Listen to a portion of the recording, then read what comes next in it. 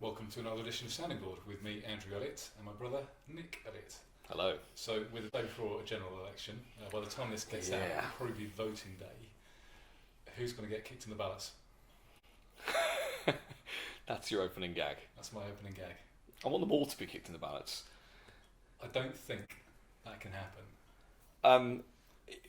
We've talked about being in least worst territory, and if that's the case, then obviously I want there to be a Conservative majority and for us to have Brexit and get on with things. But that doesn't mean I like the majority of the stuff that's in the Conservative Party manifesto. It's just that compared to a communist, terrorist-loving Jew hater, it's definitely better. So, do you think that's going to happen? Have you seen the latest YouGov MRP? And I've been trying to find out. What the hell does MRP Well, I don't know, stand because for? they haven't said what it stands for. Presumably P is poll. They haven't said what it stands for on Twitter. Nobody on the news has mentioned it. I've had a look at their website. I couldn't even find out. Right, yeah, no, So I've it's seen gotta it be thinking, this. I Something- know this something is, poll. I know it's one their of these big more... one, isn't it? Exactly. There's a lot.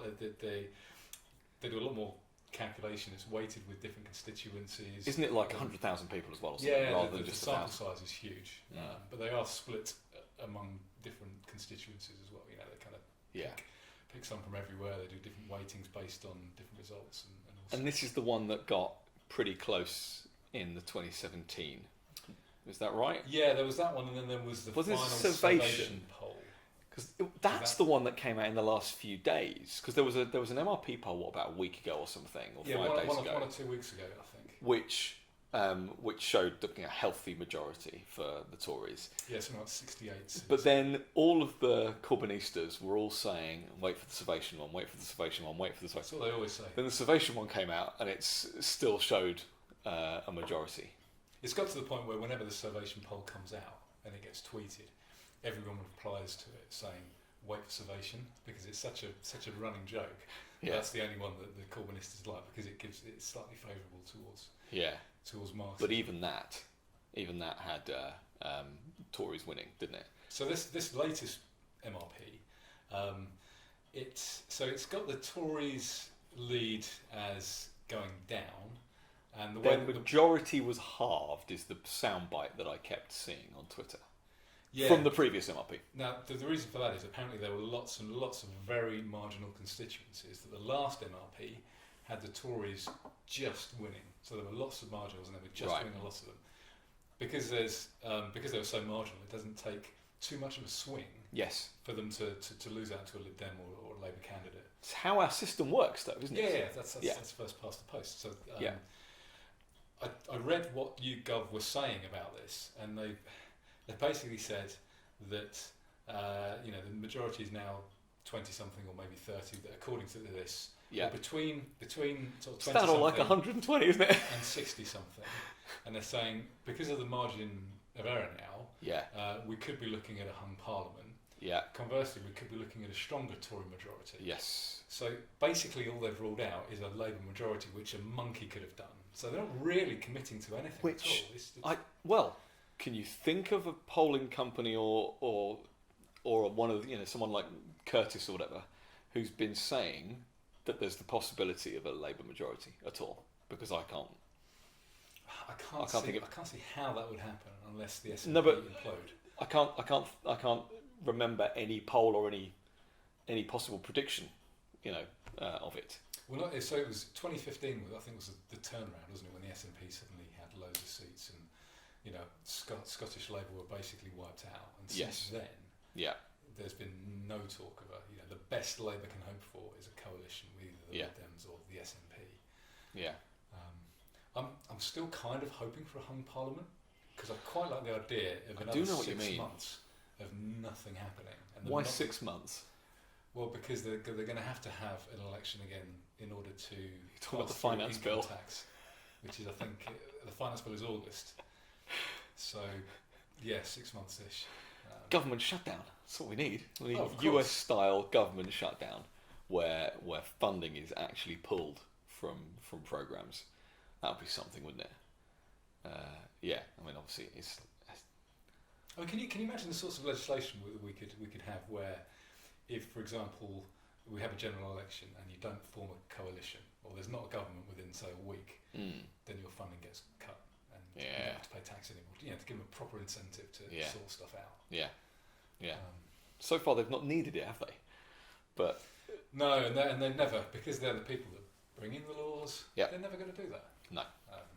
No, and they won't bring in a law that constrains what they do. No, of course not. Governments just get bigger. That's the thing. Exactly. That's always been my argument against like an objectivist, minarchist government. Yeah. It's like all they will do is they will, you know, maybe not initially, but it won't take long for some party to come in and say, we think the Constitution is wrong. We're going to make this amendment, and we're now going to do this because think of the children. And it'll just get bigger and bigger and bigger. It's arguably what did happen in America. Of course. And all you have to look at is the fact that the founding fathers came up with an idea. They came up with checks and balances. They came up with the Constitution. They came up with separation of powers, all sorts of stuff that, you know, historians look at and go, yeah, that's, if you're going to do it, that's how you kind of do it. But it still hasn't worked. Amendment after amendment after amendment. It still hasn't worked. Or at least it lasted a couple hundred years. Yeah, which is all that you can hope for. Yeah. I think we both made predictions a few weeks ago, a month or so ago. I think I said 30 or 40 seats, I think, didn't I? Yeah. Or between 20 and 40, something like that. Didn't I do a YouGov and say it's hung Parliament or it's 120 or something? I'm sure I gave the extremes just to prove that it's all nonsense. I mean, I think the Tories will still win. By win, you mean majority, because there's largest party stuff, which is where we were in 2010 and in 2017. No, I think it will be closer to 2015. I think more. I still think more. I still think they'll probably win by 20 odd seats, rather than the kind of 15. Well, look, if the latest MRP poll is right, and it is say 30, 28 to 30. That's still more than John Major got in 1992. Of course. It's still more than David Cameron got in 2015. And it's still based. The point I wanted to make was, we're all looking at this, whether you're looking at the poll of polls, have you looked at those kind of tracking graphs and things? Yeah. Where they average them? They are kind of going down, so the Tory majority is going down. But just the percentages, the poll of polls showing the actual percentages of the vote. Well, okay, so and in that can I finish making my point?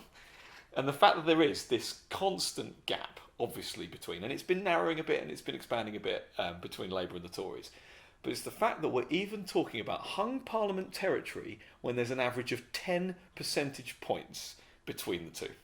That's how how rigged the gerrymandered the system is. The gap has been, I think, so the Tory percentage has been fairly solid, fairly static. It's Labour that's gone up, so the gap has narrowed, but that's because Lib Dem support has dropped off a cliff. Yes, and you can see that happen. It is still about 10, but it was 15 to 20 a while ago. So it's the Conservatives have been staying the same, but the gap has been reducing.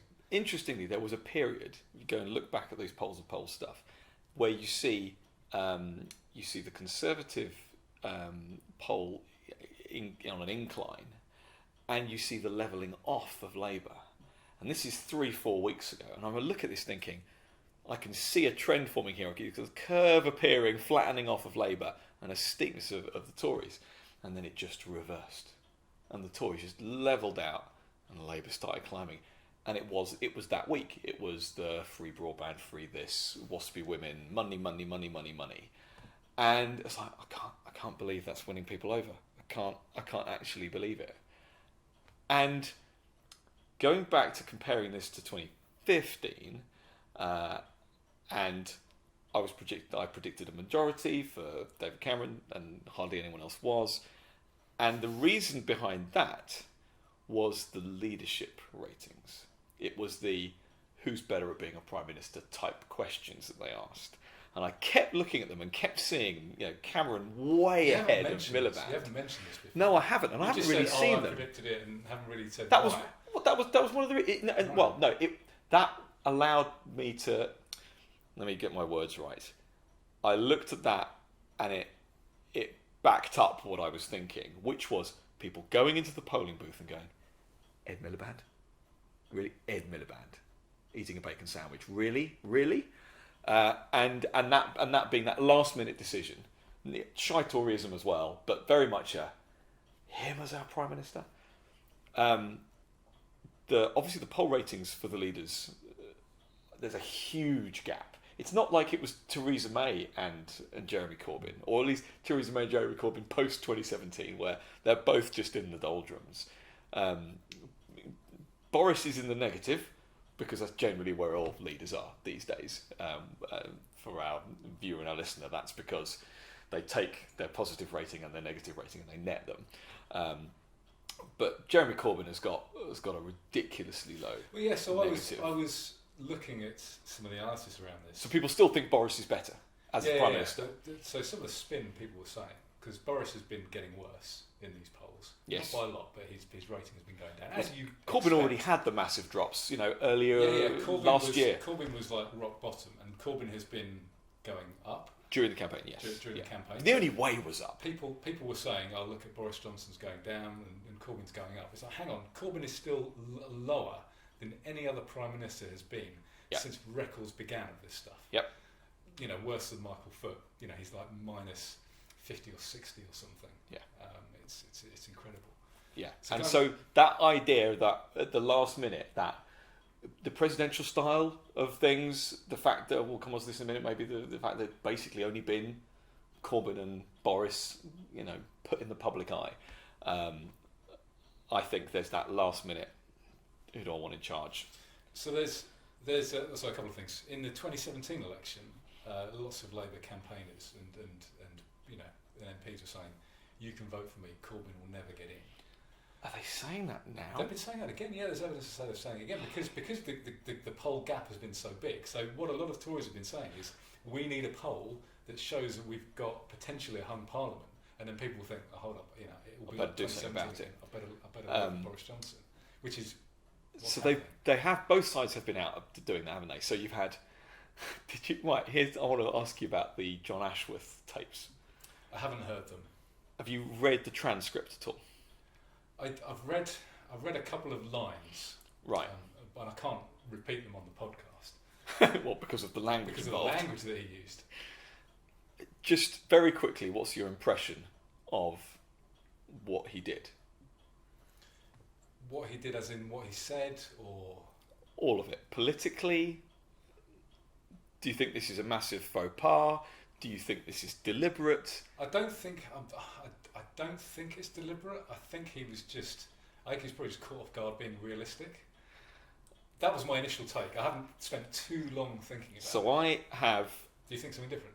I do, actually. Okay. I couldn't tell you whether. Deliberate. I couldn't tell you whether I think that this is a deliberate Labour Party tactic in order to lower expectations, in order to get more people out.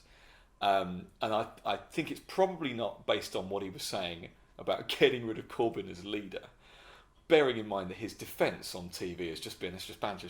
I was ribbing the other side, I'm telling him what he wants to hear, he's telling me all this. I mean, that's just nonsense. It's just nonsense. Again, him coming out saying there needs to be more honesty, and then actually saying on live television, "I didn't believe anything I said," is what is his defence. So that's a lie then, I mean, lie is the most common word used in this, campaign, I should think. But I started off, I didn't listen to any of the recordings, but I did read the transcript, and I read the questions that his mate was asking him. Now, albeit his mate is a Conservative Party activist or something, and I'm reading the questions, and it's like you and I sitting down doing a podcast. Okay. So then I went and listened to it. And it's only reinforced the thought that I think this is entirely deliberate. Just a little bit too unnatural.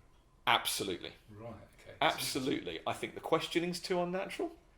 Now, I get that if he's trying to stitch up John Ashworth and he's recording it and he's doing the questions, then the questioner might come across as being a bit unnatural. So we can forgive him of doing that because he's the one who leaked the tape. But his responses are a bit too. It's not even scripted. they were just a bit too delivered.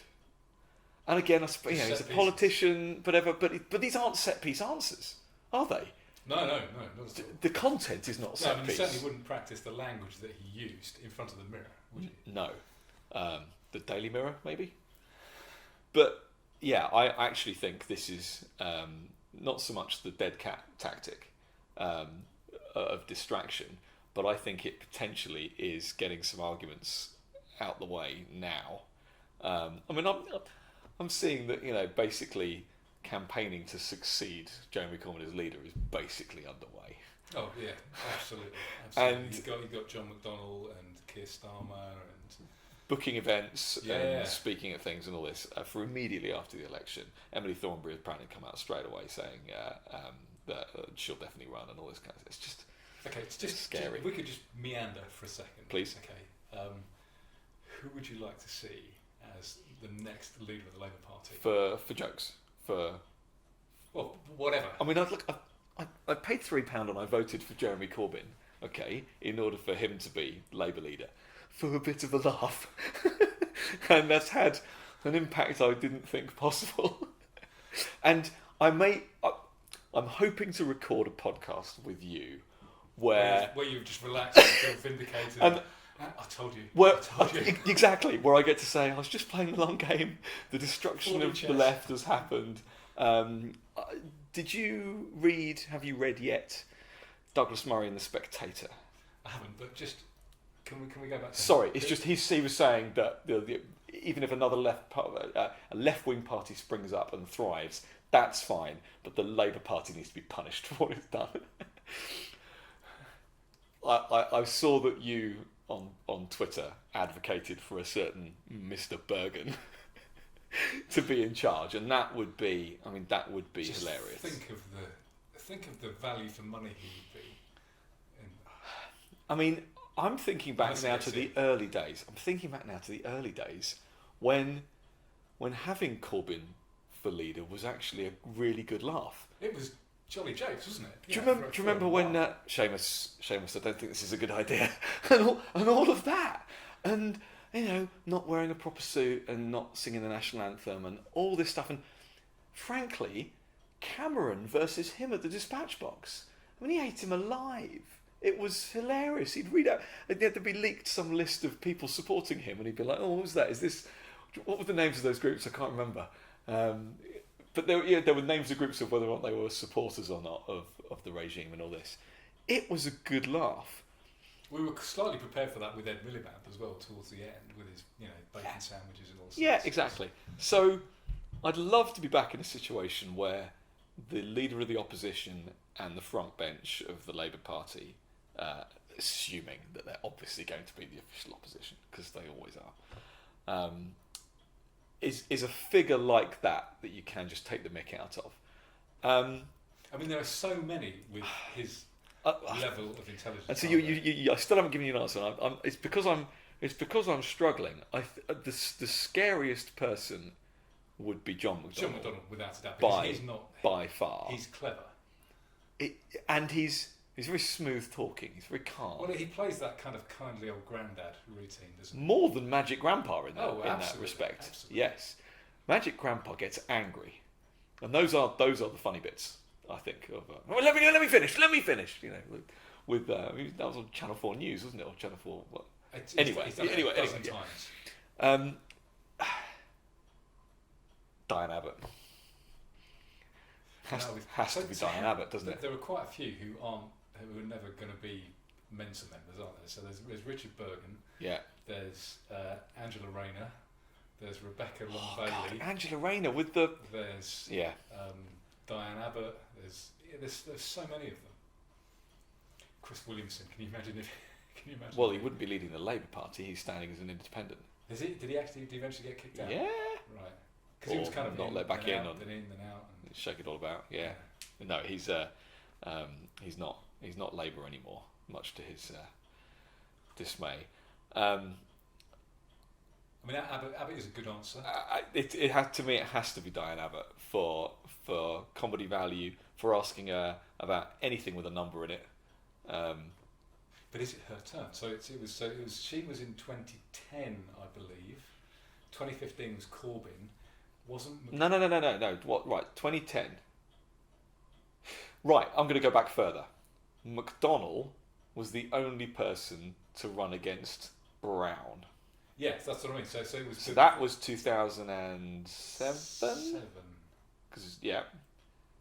Because Blair squeaked out just before the financial crisis. And then 2010 it was Diane Abbott, I believe. So it must have been Diane. So it was. And then it was Corbyn after that. Was it 2015 or 2015? Must be 2015. Yeah, so 2015 is how long we've had. So it can't be Diane Abbott again. So it is McDonnell's turn. McDonnell's turn. Yeah. In the fact that they literally would just take turns. Unless they both, now that it's an ultra left-wing Marxist party, unless they, the majority of candidates are on the far left. That doesn't matter. It might be the token Blair right now to broaden the debate. And McDonnell, I think, he sees himself, as kingmaker and pulling the strings and all that kind of thing. He sees himself as de facto leader, I think. Yes. Certainly at the moment. And so he's just grooming, I think. But it's when... So they talk about people like... I can't even think of her actual name. Long Bailey. Rebecca Long Bailey. As future leaders material and stuff. Well, apparently she's been groomed to be a future leader. They're getting her on more TV things, and they're giving her help with public speaking and all this kind of stuff. She's seen as being a potential Labour leader. Gardner. How could we forget? He would be good. There'd be box office value. Have you seen his He'd hold his own against Boris Johnson and people as well. So Prime Minister's questions would be interesting. Have you seen the crazy video he did to camera a couple of days ago? No. He's gone a bit nutty. He just goes a bit mental, and gets his face right in the camera to say something. To say something like, "Really, you're going to choose Boris Johnson? Really, Boris Johnson?" He gets proper right. And he's very animated. He's his usual. Well, I saw him in some spin room talking with Matt Hancock, and they were properly, squaring up to each other, and it got, and it wasn't heated enough to they were pushing each other around, but it was interesting. Yeah, and he was quite animated. Okay. Of those that are. I don't even know whether to use the term moderate anymore. I suppose they are. The moderate Labour. Yes, so who are we talking about now? Your Yvette Coopers and your Hillary Benns and all this kind of stuff. But where were they? Well, exactly, and they should have left the party. I mean, I actually do have a measure of respect for the ones that did leave the Labour Party. Oh, so like your Ian Austins and these people. Even to his credit, even your Chukwuramunas. I mean, he as it pains me to say, I mean, he was doing it actually for the wrong reasons, but at least he left. At least he's now not tarred with being part of the party. That's provides purely by accident, isn't it? Oh, I know he's doing it for purely personal reasons. There is at least there are these knock-on effects of him not associating with the anti-Semitism and all the rest of the hard leftness. But yeah, the people that should know better, that are keeping it on the radar, one assumes keeping Corbyn off the literature. Just you're not voting for Labour, you're voting for me, or you are voting for Labour, and don't worry, we're still going to kick him out. Give me another couple of years. I don't know what is the argument they're making on the doorstep that I think is still pretty unforgivable. And this is the Douglas Murray argument of Labour need to be held to account for what they've done to the party. So the argument is you can't trust the Tories with, and take your pick, education, the NHS, etc., etc. We're never going to get in, but there needs to be a strong opposition to the Tories. So vote for me. And I'd be that strong opposition. And I'll be there to mop up, and I'll be a credible person. Yeah. Do you think any of those are going to suffer, I love this term, a Portillo moment? It's become a term. Well, so people have been talking about the Portillo moments or potential Portillo moments since '97, haven't they? Yeah. Or I guess 2001. Yeah. He lost his seat in 2001. So since the 2001 election. Yeah. Ed Balls, for example. I saw him a couple of days ago in Did you? train station.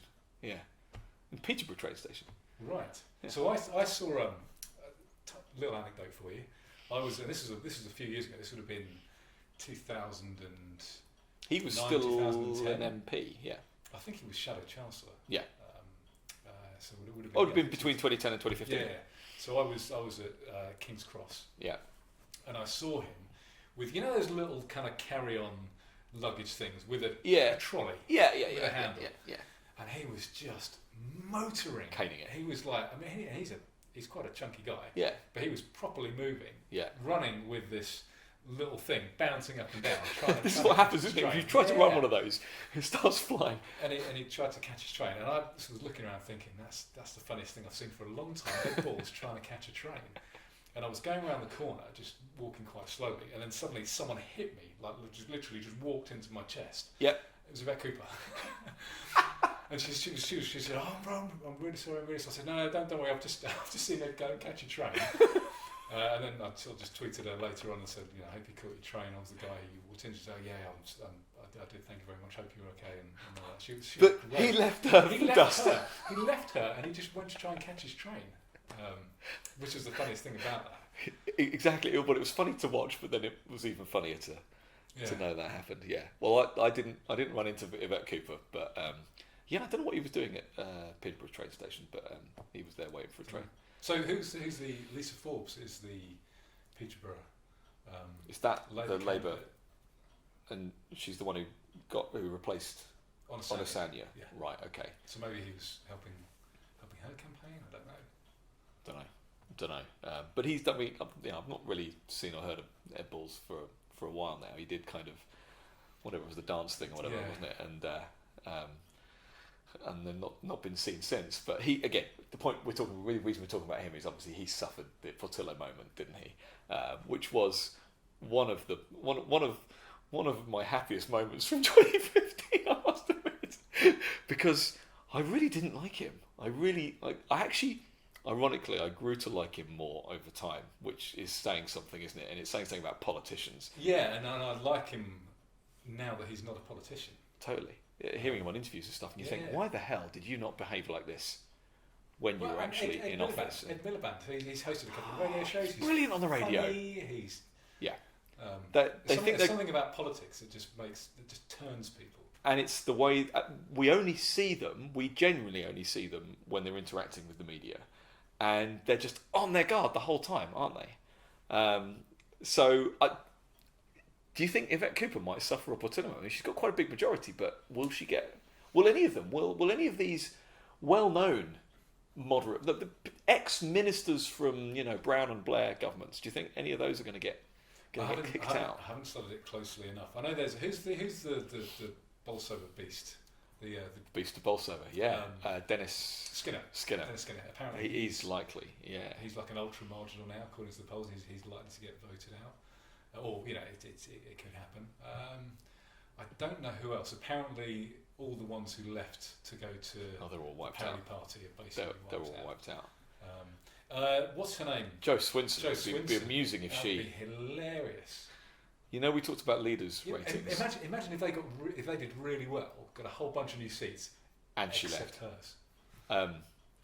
Leaders' ratings. What? I haven't even been. I read it today. Her leadership rating has dipped below Corbyn's. So Corbyn is no longer the worst leader since records began. It's her. Well, it depends what this leader, whether you're talking about leader of a major political party or of the opposition, or including Prime Minister of the opposition. Leader of a major political party. Because pretty sure today she dipped below. So have you heard about her on the Today programme? No. Okay, so there's no such thing as biological sex, apparently. I've seen her tweeting this nonsense. So presumably, let's say she did get in as Prime Minister, what she was saying weeks ago. Presumably she wouldn't acknowledge herself as the second female Prime Minister, because that doesn't exist. So she wasn't talking about gender here. She was talking about... No, she was talking... Because there no wonder she's tanking in the polls. But there was all this talk about... so there's the they talk about like kind of gender recognition bills and how you just need to self-identify now, or that's her view, because there's no scientifically there's no basis between. Yeah, didn't I tweet debate they? You did. But it's just bonkers. It is bonkers. We're supposed to be the cleverest species on the planet. Every other one but us can work out who the guy is and who the girl is, except human beings. And those species were evolutionary. Evolutionary? Yeah, that's the right word.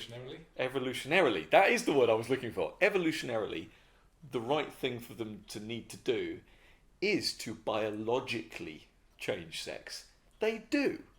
They have the biological mechanisms to do that. Yeah, when there's either a group of single sex and one of them needs to change, even to masquerade as others and all this, it happens biologically in these species. Yeah, but they do actually change. Yes, that's what I'm saying. Biologically, it is a biological change. It is not carving oneself up and taking loads of drugs and whatever, which is not actually changing anything. Well, no, because in these species, obviously, like I say, like when frogs, when a male frog becomes female. Fish and frogs and but like the females can give birth afterwards, and it's they properly change. Exactly.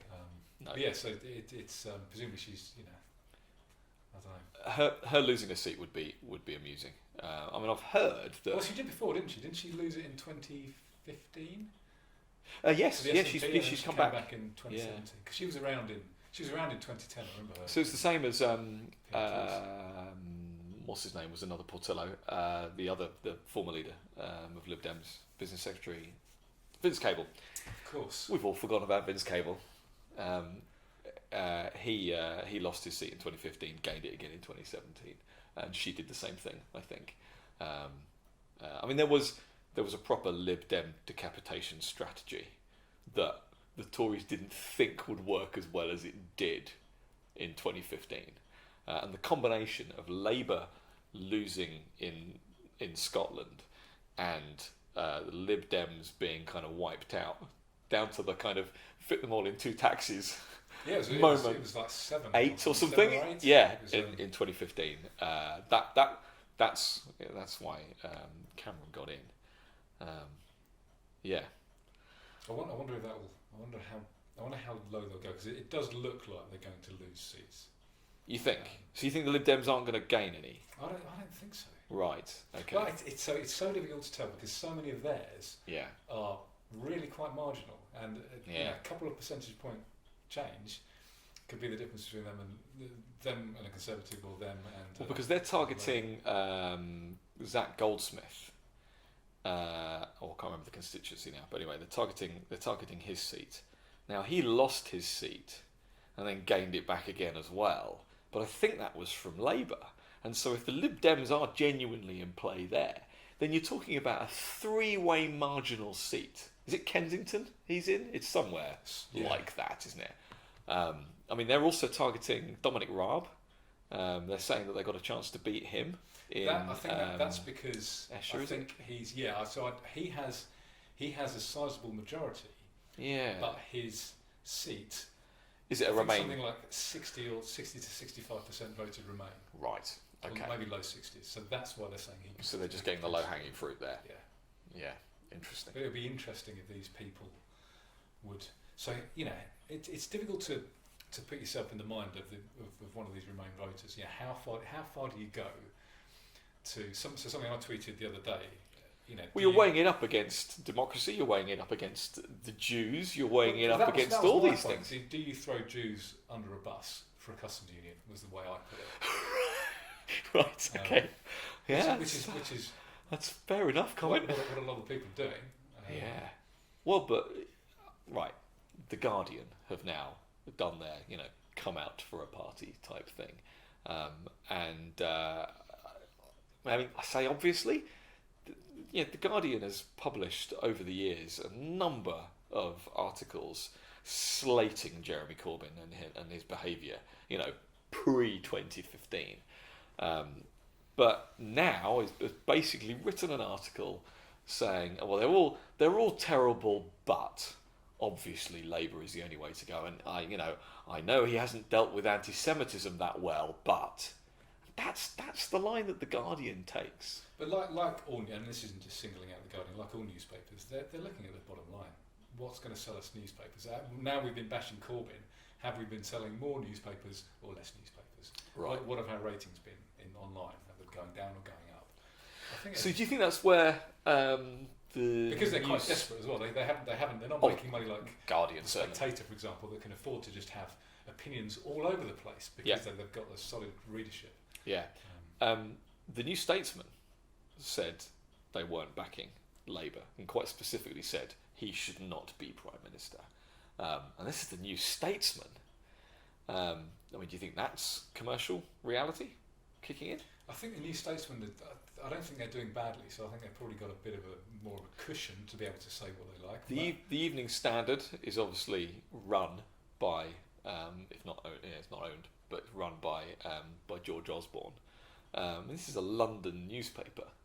Tend to think of London being very Romanian, very very lefty, and they're saying it's about Conservatives. I mean, is that just the obvious thing? I mean, I don't know enough about their readership, I suppose. Well, so lots of people who commute into London read the Evening Standard. Right. So you get it. The people like, well, I don't read it, but our brother does.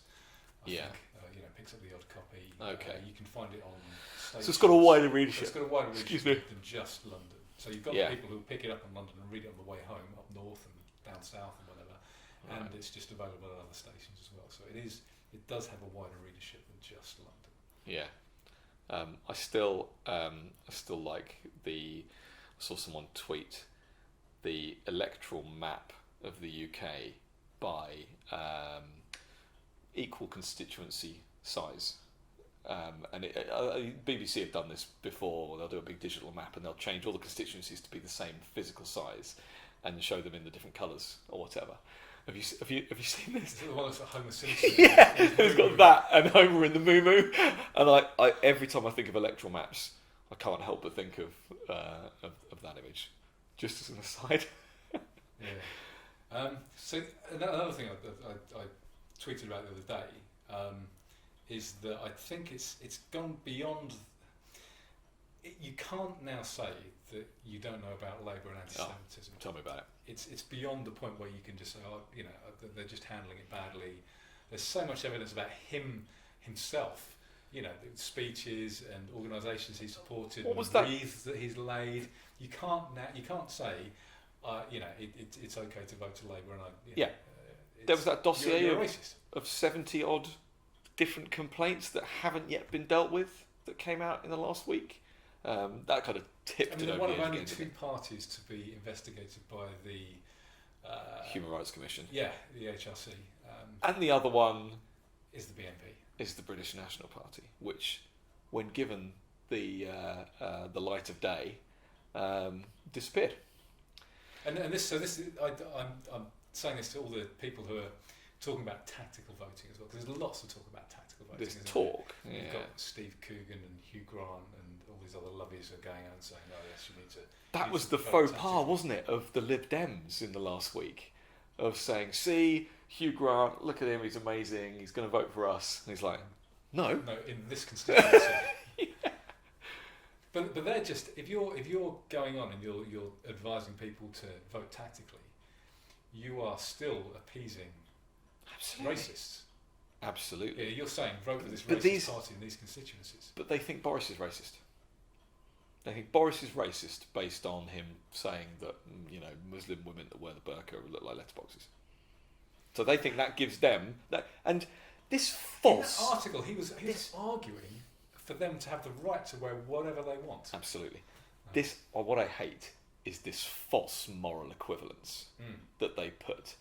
It's a plague on both your houses stuff. And I've seen this with a lot of pundits recently that, again, they're apologists, aren't they?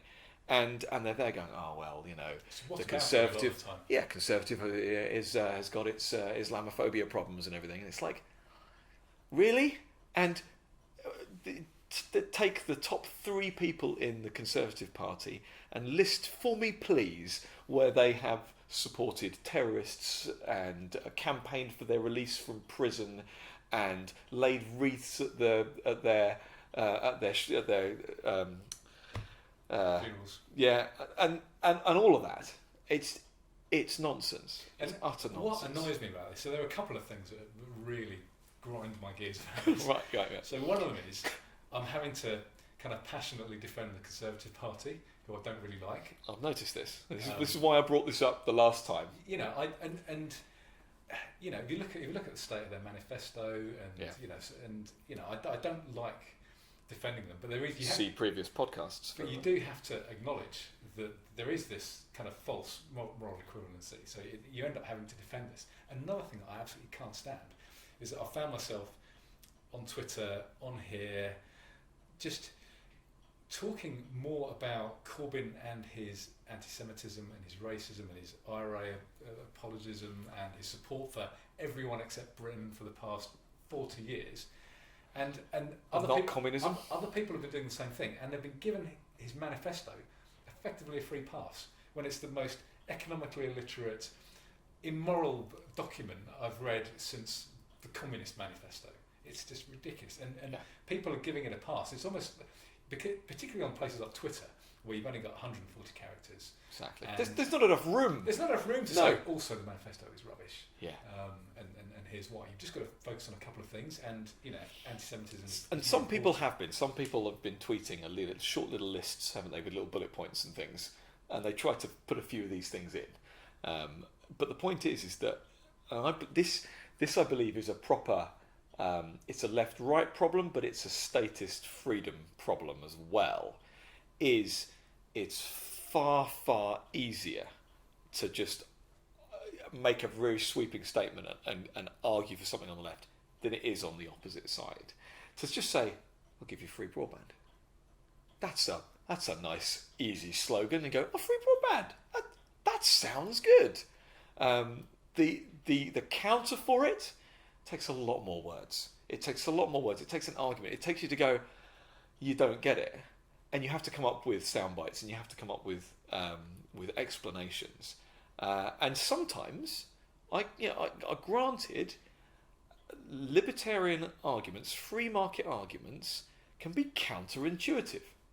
They can be, and you've got to explain them. It's partly why this podcast exists, and we've been, unfortunately, dragged along with the political stuff over the last month or two, haven't we? Where was actually what we really want to talk about. So we want to talk about the economic stuff, and we want to talk about why that side's wrong and this side's right. Not that the right is right, but that free markets are right. There's not the space, there's not the time, is there, in this campaign?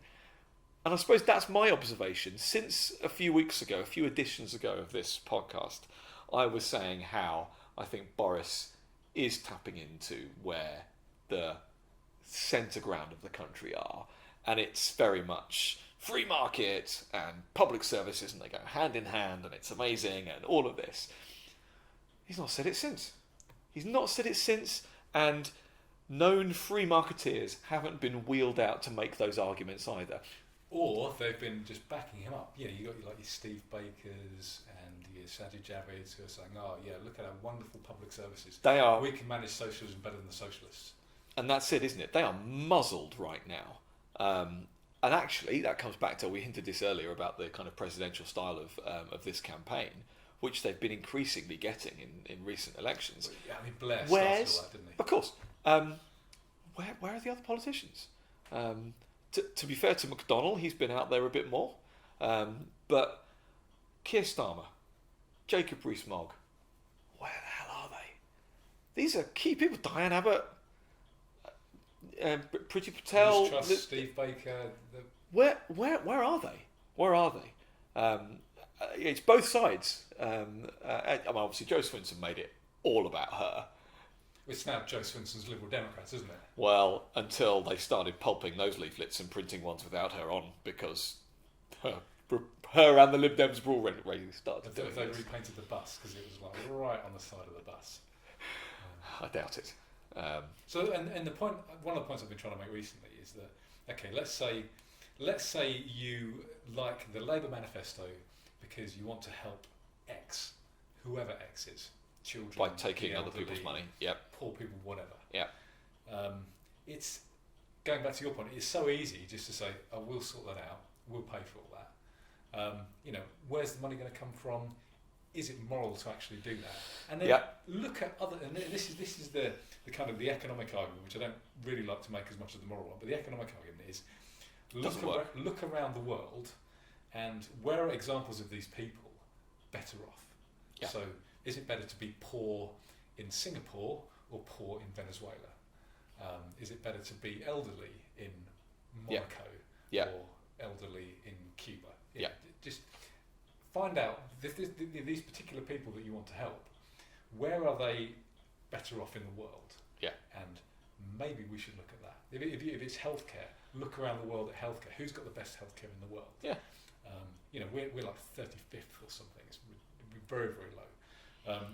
I love this stuff. Don't you love the dichotomy of it's the best thing ever, the NHS, and look how terrible it is. It's Schrodinger's NHS. Schrodinger's NHS. It's simultaneously on its knees, about to go under. Yeah. And it's the best, and it's the envy of the world. And it's the envy of the world. It can't be both. I do love the stuff again about. I mean, the whole they'll sell the NHS to Trump nonsense. So that's another thing. That has to be. It has to be the emperor's new clothes. Even the people that are tweeting and writing articles and going on TV. I think it's the side of the bus saying we're going to, or the Tories are going to sell the NHS. Yeah. Nobody can possibly believe that. But I think they're just trying to convince low information voters who will, there's got to be a certain proportion of voters. Low information voters. I've not heard that term. Is that a term you've just coined, or is that a term? No, I can't claim that. But that sounds like an awful euphemism, doesn't it? Don't you think? It doesn't mean dummies. It just means people who perhaps apathetic or don't watch the news. Yeah. Who are just going to believe this stuff if it's repeated often enough. So I think the people who say it don't believe it. But don't you think my view of it is that it's not talking about low IQ voters. It's the same. It's the same as the 350 million a week on the side of a bus. Just get people talking about it. Just get people talking about it. Say it enough. I don't think it's even say it enough and people believe it. I think we all know it's not true, but it means that you're all thinking about the NHS being in the wrong hands. And remembering, it's like, remember the NHS is better off in these hands. But I've seen the stats. Twitter is great for this stuff, isn't it? And it's the the Tories have been tweeting this as well. The number of years that the NHS has been in existence, and the number of years, the number of years that it's been ruled by the Tories, and the number of years it's been ruled by Labour, and it's like don't think we'd have sold it by now, and all this kind of stuff. And this, who would want it? Who would want it? So what do you think about Trump's intervention? Well, I'm calling it an intervention. I'm sounding like the media now. I wouldn't want it if you gave it to me on a silver platter. We don't deserve Trump, do we? He's such good comedy value. They loved it though. The Labour Party just turned around and said, "Yeah, but he's lying, isn't he? Because he's a liar. Because he's a liar like Boris." Whatever he said, if he didn't say anything, it's of course he's not going to say anything. He wants to buy the NHS. Yeah. They can spin it every which way. Yeah. So do you think it hurt or hindered? That's kind of my point. I'm not saying he was damned if he did, damned if he didn't. I'm not sure if it would have made much of a difference, because I think Labour voters are just going to believe what they want to believe, and so will Tory voters. I don't think that kind of thing is the sort of thing that would have made a difference. If he'd have said, "Yeah, of course I want to buy bits of the NHS. Give me 20 of your best hospitals," that would have made a difference. But I don't think he's negating something that people don't really believe anyway. It doesn't make. I think he should. I think he should have trolled. I think he should have come straight out saying, "Yeah, I absolutely want to buy the NHS completely and utterly," and just see what happened. Yeah. I've been after a cowboy outfit for my boy for a couple of years now. Yeah. Okay. Where are we at? You got anything else you wanted to talk about? So we talked about anti-Semitism. We've talked about the MRP vote. So we haven't really okay. You talked a bit about the economics and the fact that the manifesto just hasn't had the scrutiny. Yes, there've been people talking about how giving away free stuff, the money's got to come from somewhere, and actually, because it actually destroys the economy, it turns out there isn't even any money to pay for that stuff, which is why it never happens, and all of that. no one's talking about the moral side of it, other than the immorality of the racism of anti-Semitism. But we've made this point before. No one makes the moral case for free markets, capitalism, whatever you want to call it. No one makes the moral case for it, do they? And so they don't know how. Is it because they don't know how? Is it because they want to spend the money? Is it as you said just now, is it because one of their lines is the managerialism of the Conservative Party, which is, we'll do socialism better? Yeah, it's partly that. It's paternalism is a lot of it. That's such a Conservative thing. You need us to sort you out. We're here protecting your rights. We'll do that bit for you. Give us some of your rights, and then we will protect the rest of it. It's awful. I don't like it. Our podcast listeners won't be able to see that you're grimacing. Yeah, it's a sinister thing. Yeah. Whereas the moral case is just don't hurt people and don't take their stuff. You can boil it. It's quite simple, isn't it? To that, can't you? It's quite simple. And the point is that people do help each other. People do help each other. And as soon as the state comes in, taking people's stuff in the name of helping people, and actually says, stop helping that person, that's our job. Which happens, doesn't it? And, I remember I wasn't intellectually ready for the argument when food banks became a thing. And thinking, oh no, food banks, not good. And then it's like, oh yeah, hang on a minute. That's great. Food banks are brilliant. Food banks are people like you and me donating money, food and time to people who need it. They're brilliant. And think of all the bureaucracy and admin that is saved by it just being organised locally by local people. Exactly. Think how much more food these people are getting. And I have a great deal of pride in that. One of the last times I went to London, I don't know if I told you this before. We stayed on a place on the Strand, not the Savoy, but fairly near there. And there's an area near the road that we walked past when heading in, towards Trafalgar Square, where first thing in the morning, all these volunteers were set up. It was a charity of some kind, but this wasn't the government, and they were set up with loads of homeless people there. They were giving them haircuts, they were giving them food, they were cleaning them up, they were doing all this kind of stuff, and it was fantastic. And it was this amazing thing to see people coming up and being helped by volunteers, and it made me feel good about the human race, and it starts spurring off little ideas about what you can do, doesn't it? Yeah. When you see people helping other people like that, and you're like, what can I do? And I don't think people realise that that if you take that away from people, if you say it's not your responsibility to help others, it's the collectives, and by collectives we mean I'll take your stuff and I'll do it in your name. That's a big loss to the human spirit. Yeah, so I read an article the other day about people who were providing meals for homeless people, and they got a knock on their door because they don't have some licence from the Food Standards Authority or whatever, saying if this food isn't up to scratch, it's like, hang on a second. They're trying to stop them giving free food to the homeless people because they don't conform to some standard. Oh, it's just outrageous, awful, isn't it? Isn't But you see, I think there's an equivalence there to the minimum wage. I want to give a job to someone who's homeless, maybe, and you're saying, no, you can't do that. You can't do that because you need to pay them this amount of money. Well, they're not worth that amount of money. Or I can't afford that amount of money. He's happy with £9. This person's happy with it, but you're getting in the way, state getting in the way, and the argument is that you're trying to help that person? It's nonsense. It's nonsense. So where do we go from here? Is that enough morality? I mean, we could do. We've done podcasts, but we could do more on the morality of free markets. Perhaps we should. Yeah. I think so. You made a point recently, earlier on the podcast, that we've been dragged into specific kind of UK politics over the last month or two. If we're honest, before that, because of the failed Brexit deadline and everything else. I think we're probably going to have to do one more after the election. So after the result comes out, I think we might have to do. Do we want to predict how we're going to feel in that? Okay, so different results. So overwhelming Tory majority of say 50 or 60 seats. How are you going to feel? I cannot say I won't be a bit relieved, but largely again, I've got to think long term. So the short term view is, okay, yeah, there's not a communist in power, and they're not going to start seizing our stuff, and the markets aren't going to tank, and etc., etc., etc., etc. So that's a short term gain.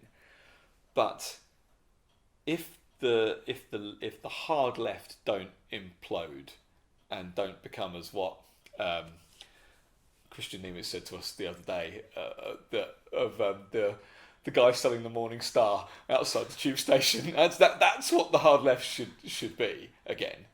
If it doesn't go back to that, then I just feel all we're doing is still just delaying the inevitable, which is actually potentially an even scarier hard left potential government with someone a bit smoother. Okay, so a small majority. Well, the same argument. The same argument. I'll feel comfortable that we're okay for the next few years. Hung Parliament. I might laugh.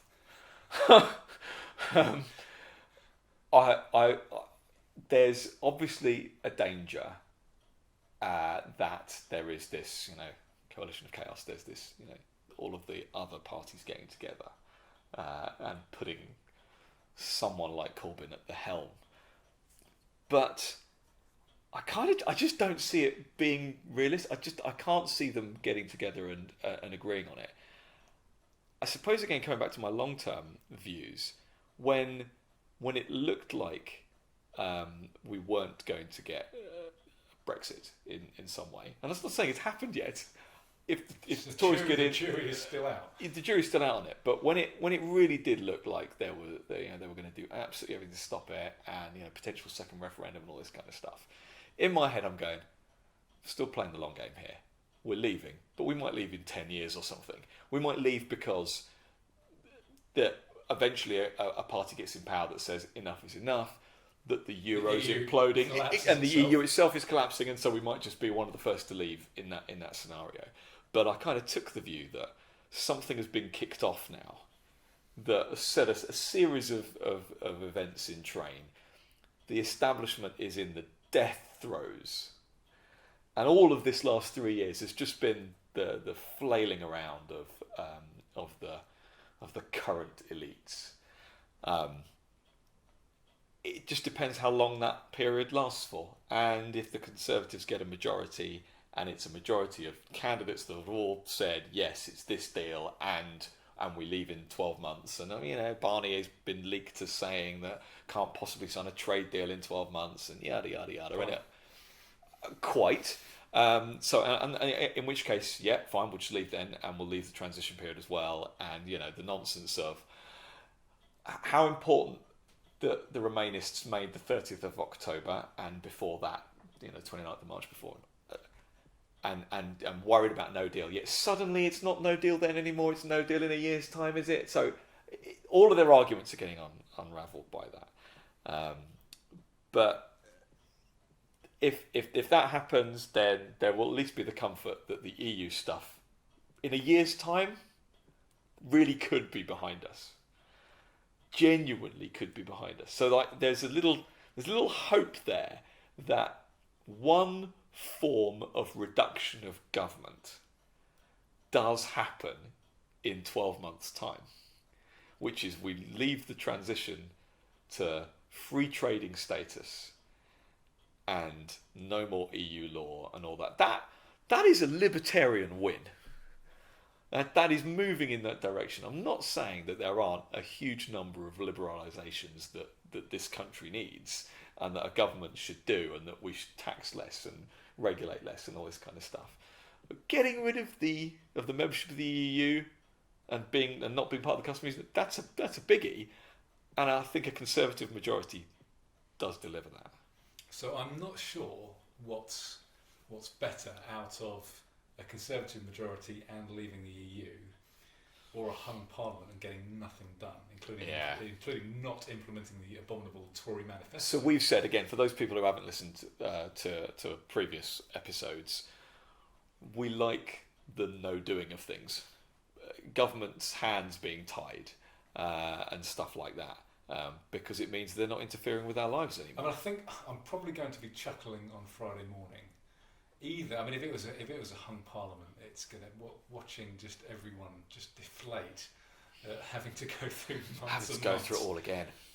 Of potential minority government not getting stuff through. That's no activist speaker this time that we know of. This is Lindsay Hoyle. Is that right? It is. Who has been deputy speaker for quite some time, Labour MP, but has been deputy speaker. So he's already gone into that kind of non-partisan position, and he's kind of said that he's going to basically, if not undo, just not repeat the stuff that Burko was doing. So that does have an impact. It really does have an impact. The Greaves and the Coopers and the Benns were given more power than they should have had in the hung parliament that we've just had, haven't they? What do you think? I mean, on a Tory majority as well, I would be enjoying watching all the Labour activists melt down. Yes. So that's another positive. What your Femis and your Femi Sarkars, Sarkar, Bastani, Owen Jones, all these people. Watching them crying to their hankies would be quite funny. Yeah. I mean, you can't not enjoy it. Oh, totally. It's the just because the smugness and watching, I agree. It's that. It's not. I'm not just. There are some people who campaign for other sides that I respect. Yes. And there's that lot. Yeah. No. And Remainists, as I've come to call them. Yeah. Absolutely. And this is where the breathing a sigh of relief of going to free trading status, to leaving the EU, getting that done, so that someone like Alistair Campbell doesn't have an argument. Andrew Adonis, people like this. AC Grayling, and Blair, and Major. Can you actually believe John Major? I mean, so when was the last time an ex-Prime Minister intervened like that? Said don't vote for the party that they I used to be the Prime Minister of. Yeah. It's insane. I don't think it's ever happened, has it? I doubt it. Certainly not in modern times. I very much doubt it. It's crazy times that we live in. Brilliant. But you see, this is it, isn't it? It's like, it's a classic Marxist thing, isn't it? To crave chaos in order to get where you want to be out of that. Are you calling me? No, I'm saying there's a similarity in the desire for chaos. But chaos meaning nothing gets done. I was going to say it's the nothing that gets done by government. That's what I'm enjoying. They're not screwing stuff up. I genuinely do enjoy politics, but it's because I am fascinated by it as an observer, as seeing these tribal groups of people vie for our support, and seeing what they do when they're given the power, seeing how they muck it up, seeing things drift leftwards, rightwards, if ever, and certainly seeing what happens when new leaders come in and can they remake the party in their image. I find that fascinating. The problem is I don't want any of them having any say over my life. But if the Conservatives get a majority, if Labour do implode, that's going to be fascinating to watch. I mean, we are. I don't think it's unreasonable to say that we are in fascinating times at the moment. And I know everybody says that this is a once in a generation thing and nothing like this has ever happened before. But I've gone back. I don't think anything has quite happened like it has in the past few years. Just the the hatred of the elite by the common working man, for example. All this kind of stuff. But the moving of the voters from the working voter supporting the Conservative Party. I can't remember that happening. It kind of happened a bit in the 80s, I guess. So there is still a group, obviously obviously this is a generalisation. Those are, we're assuming northern mining town type people that say, and I've heard this, on a focus group type stuff. They use the phrase "I am Labour." Well, I am Labour, so, and then they say something, and those are the ones that they put their fingers in their ears to terrorist-loving, Jew-hating nonsense, and just go, "But I am Labour. I could not possibly vote for, the Tory toffs or however they want to characterise them." But like Leavers and like Conservatives in general, they are dying off. I mean, there is a change in demographic here, and if the middle classes and the middle ages of people, they're not old, they're not young, us, yeah, if that group of people is becoming more of a Conservative voter, then that's an interesting change in the demographics. And so again, I know we keep going back to the polls, but basically a third of the country are willing to vote for a fundamentally racist party. Yeah. Or okay, so their policies aren't particularly racist, but they are run by racists. I think that's a fair observation to make. No, and I think you can read the manifesto and think they're just a bunch of Marxists, but then listen to what they actually say. I think it's a very important distinction to make, actually. So you're not necessarily voting for racist policies, but you are voting for racists. Yes. And I can't remember. Well, I don't think that's ever happened. You get fringe, like the BNP and these other kind of fringe parties who get can drum up a little bit of support by conning people, and then they, appear on Question Time and it evaporates. But this is but this isn't Mosley's black shirts, is it? No. This is the official opposition. So I can't remember that happening. No. Ever. In fact, and I can't really. There are talks about like parties on the far right and stuff in Europe, but it's not. They're not like the anti-Semites that Corbyn and McDonnell are. And they're not as But there is a history in the left of anti-Semitism, and I don't think I certainly didn't really realise that. Well, so the left and the right.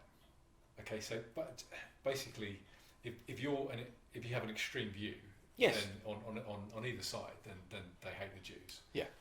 So it's I mean the right don't really like them because of their they don't like them because they're different, and it's the left don't like them because they're successful. It's like they're just hated by everybody. So it's I mean, obviously people talk about the Nazis being National Socialists, and they were socialists that hated Jews, and now you've got your kind of modern day socialists who hate the Jews. I mean, if you look at the Nazis' policies, they were more right than left in that they were kind of paternalistic. In terms of statism, regulatory and cartels and all that kind of stuff. Yeah. But there were still at the same time the far left socialists in Britain were anti-Semites. Yeah. It's just that the Jews have everybody against them. I just can't believe that it's even a topic of conversation, though. That's the other take home of the last 4 years. It's not that long ago. World War II isn't that long ago. But Jeremy Corbyn and John McDonnell and Diane Abbott and all of the rest of them, at least of that age group, they literally and actually, and whatever other ways you want to put it, campaigned for the other side in the Cold War. I mean, what do you say to that? And just the way that we can all agree on the right side of the Cold War, can't we? And just the way that they talk about Zionists and Zionism. Yeah. And it's. But again, we are falling into exactly the same trap, aren't we? Of this, and I suppose I say falling into the same trap. It has to be top of the pile, doesn't it? Of course. Which is why everyone's saying it. We're not going for the economic argument because it makes you look heartless, doesn't it? If you just go for the economic argument. And so that's why it's done. My wife's Jewish, so perhaps it affects. Perhaps I notice it more than other people. Yeah. But I don't think it's just me. No, it astounds me, and I think that the anti-Semitism and I don't know how else to put it other than terrorist loving. It being on the side of always on the side of the enemy of Britain. I mean, it's not just once or twice; it's consistently every single conflict. The Skripal poisonings and all this kind of stuff, and being on the side of Russia in those situations. It's mind blowing, absolutely mind blowing. That, as you say, a third of the country, at least when asked in a poll right now, say, yeah, that's all right. And as politicians like to tell us, the only poll that matters is tomorrow. It's general election day tomorrow. By the time you listen to this, it'll be today. We'll